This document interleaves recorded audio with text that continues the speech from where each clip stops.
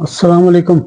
Doctor इनाम फिर आपकी खिदमत में हाज़िर हूँ। पिछले एक दो प्रोग्राम मैंने शुगर की मैनेजमेंट के बारे में मैं किए थे, तो एक मैंने अभी आपको डायमाइक्रोन, वो जो हमारे सल्फोनाइल यूरिया है ना, उसके बारे में भी एक हारा है। तो एक मेरा और इरादा था कि मुझे एक पेशेंट हमारी याद आ गई हैं, वो हमारे डॉक्टर साहब हैं, हमारे मेडिकल सुपरटेंडेंट थे। उनकी मिसेस कई सालों से मुझे दिखा रही थी, शुगर है उनको, ब्लड प्रेशर। तो एक दिन आई तो कहने लगी कि मुझे, कि डॉक्टर साहब का ने मुझे देखा है और उन्होंने मुझे जो दवाई दी थी उससे तो मैं चकरा के रह गई हूँ। मेरे बहुत ज़्यादा मेरे प्रॉब्लम आ रहे हैं, पेट में दर्द है, मैं तो ऐसा लगता है जैसे कि मैं बिल्कुल ही बैठ गई हूँ बिल्कुल। तो मैंने देखा कि मैंने कहा, पूछा क्या दवाई आपने ली है? नहीं, कहती बस मुझसे गलती हो गई है। मैंने, वो दिखने वाले भी अच्छे, हमारे बहुत करीबी दोस्तों में से हैं, एमआरसीपी हैं वो। तो उन्होंने उनको ना ग्लूकोबे दे दी 100 मिलीग्राम की, सुबह शाम के खाने के साथ आपने लेनी है। अब ये ग्लूकोबे जो है ना, ये अच्छी अच्छी ड्रग्स में है। इसका मोड ऑफ एक्शन सारा आंतों के थ्रू होता है। तो ये कार्बोस इसका नाम है और ये ग्लूकोबे के नाम से पहचानी जाती है। तो ये अल्फा ग्लूकोसाइडेज इनहिबिटर है। इसका काम ये है कि स्टार्च जो हमारे खाने में होता है उससे ग्लूकोज बनता है ना, तो ये उसको स्टार्च से ग्लूकोज बनने नहीं देती।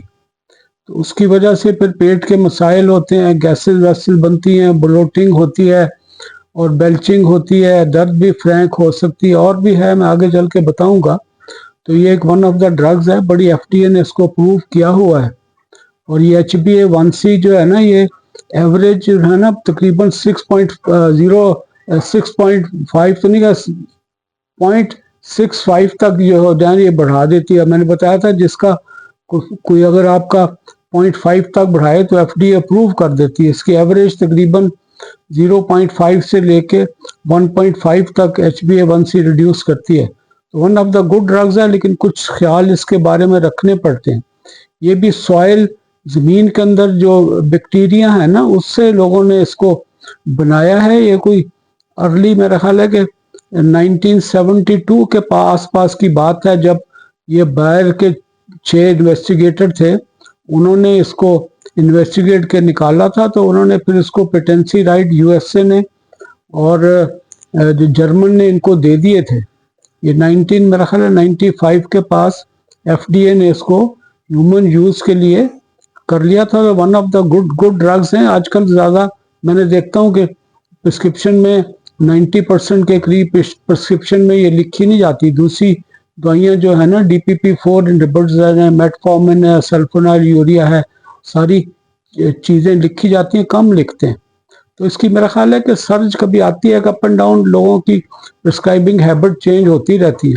तो मैं तो इसको लिखता हूँ जहाँ ज़रूरत पड़ती है, लेकिन प्रिकॉशंस के साथ लिखता हूँ। Very good drug. इसके सिर्फ ये ख्याल रखना पड़ता है कि क्योंकि इसके कुछ सिम्टम होते हैं, कुछ इसकी कॉन्ट्रा इंडिकेशंस हैं। तो सबसे पहले तो मैं फिर शुगर की मैनेजमेंट कहूँगा कि वो मेरा जो पहला था जिसके अंदर ड्यू था, शबनम से इलाज है, यानी उससे अच्छा कोई इलाज नहीं है। मैं हर बार इसको टच किया करूँगा।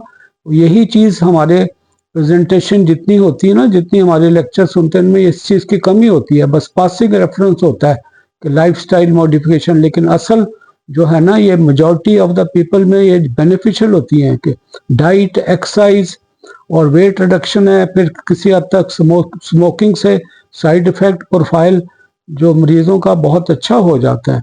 तो ये 1995 से इसका इस्तेमाल शुरू हो गया है। और इसके साथ कुछ ब्यूटी यह है कि ये टाइप 2 डायबिटीज में तो रिकमेंडेड है। टाइप 1 के अंदर जो है ना अनलाइसेंस यूज है, मैं भी देता हूँ, दे सकते हैं आप, बहुत मना नहीं है। और ये HbA1c सल्फोनाइल यूरिया से भी करती है, इसके साथ और चीज़ें भी कंबाइन की जाती हैं। मैं यूजुअली मेटफॉर्मिन भी, क्योंकि थोड़ा सा स्टमक के इशू, गैसेस, मैं उसको इससे कंबाइन नहीं करता। सल्फोनाइल यूरिया से कंबाइन कर सकते हैं, इंसुलिन से कंबाइन कर सकते हैं। और इसकी मिनिमम डोज ऐसा जो मैडम के साथ, हमारी डॉक्टर साहब की वाइफ के साथ हुआ था कि 100 मिलीग्राम सुबह शाम लेने से वो बिल्कुल ही बैठ गई बिल्कुल। तो उसको मेरा ख्याल है 25 मिलीग्राम से शुरू करना चाहिए और फिर आहिस्ता आहिस्ता स्टेप अप करना चाहिए। यूजुअली मैं कहता होता हूँ कि फर्स्ट बाइट ऑफ फूड है कि आपने एक लुकमा लिया और आपने इसको ले लिया ताकि ये आपके जीआई अपसेट कम हो। कुछ देर के बाद फिर ये इंसान की बॉडी अडेप्ट कर लेती है, फिर हायर डोज भी ऐसा ऐसा करके बढ़ाएं तो वो उससे मिल जाता है। तो ख्याल रखिएगा, चंद एक चीज़ें हैं जिसके अंदर बिल्कुल हम नहीं देना चाहते। एक तो इन्फ्लेमेटरी बावल डिजीज़ है, जब आंतों में सोजिश है, इस तरह की चीज़ है जिसमें आंतों में सोजिश है, वहाँ नहीं देनी चाहिए। फिर यह कि एक्टिव अल्सर्स हैं या ब्लीडिंग अल्सर की हिस्ट्री है, उसके अंदर भी प्रेफरेबली इसको अवॉइड करना चाहिए। फिर इंटेस्टिनल ऑब्स्ट्रक्शन है, आंतों की में रुकावट आ जाए तो फिर भी इसको नहीं देना चाहिए। अपने में कोई एक हिस्ट्री आ जाए उसमें आपने इनको देना नहीं है। लिवर सिरोसिस है, उसके अंदर भी जीआईटी के प्रॉब्लम होते हैं, वो भी उसमें भी अवॉइड करें तो अच्छा है। प्रेगनेंसी लैक्टेशन में भी इसको नहीं देना चाहिए। और इसके अलावा सीकेडी है, क्रोनिक किडनी डिजीज़ है जिसमें ज़्यादा एडवांस है, उसमें भी देना अच्छा नहीं है। और इसके अलावा आप थोड़ा सा ख्याल करना है कि एज अगर कोई 18 ईयर्स के करीब है बच्चों में, उसमें भी अवॉइड करें तो अच्छा है। और साथ इसके अल्कोहल का यूज़ है ना, उसमें भी अवॉइड ही करें तो अच्छा। ये चीज़ें ऐसी हैं जो उसके साथ कॉम्प्लिकेशन पैदा कर सकती हैं और रूटीन में हर ड्रग के साथ ऐसी होती हैं, लेकिन मैं इसके साथ स्पेसिफिकली कर रहा हूँ कि ये अब लोगों को पता नहीं चलता, वो दे देते हैं। साइड इफेक्ट में मैंने बताया था कि जैसे एक एलर्जिक रिएक्शन है, किसी भी ड्रग से हो सकता है। फिर आपके जीआई अपसेट है, मतली हो जाती है, उल्टियाँ आ जाती हैं, कभी कभी ओकेजनली पेशेंट्स को ब्लीडिंग भी हो जाती है और वो अनएक्सप्लेन्ड कई बार ब्लीडिंग होती है, ईयर नोज थ्रोट से यानी नाक गले से थोड़ा बहुत निकल सकता है। कॉमन नहीं है लेकिन साइड इफेक्ट में लिखा गया है। मेरे तो कभी किसी पेशेंट को ऐसे हुआ नहीं है कभी। तो ये बस ख्याल रखें, इसको एकदम ज़्यादा डोज नहीं देनी।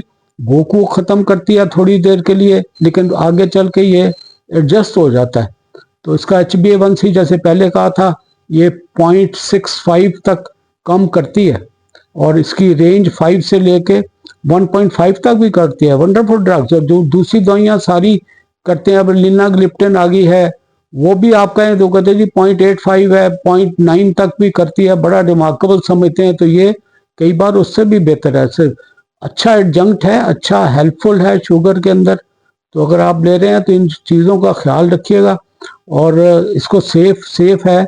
कोई डजेंट मैटर कि ये जी आपका सॉइल के बैक्टीरिया से उन्होंने लिखा, मिट्टी में से उन्होंने इसको सिंथेसाइज करके पिकअप किया, साइंसदान लगे रहते हैं।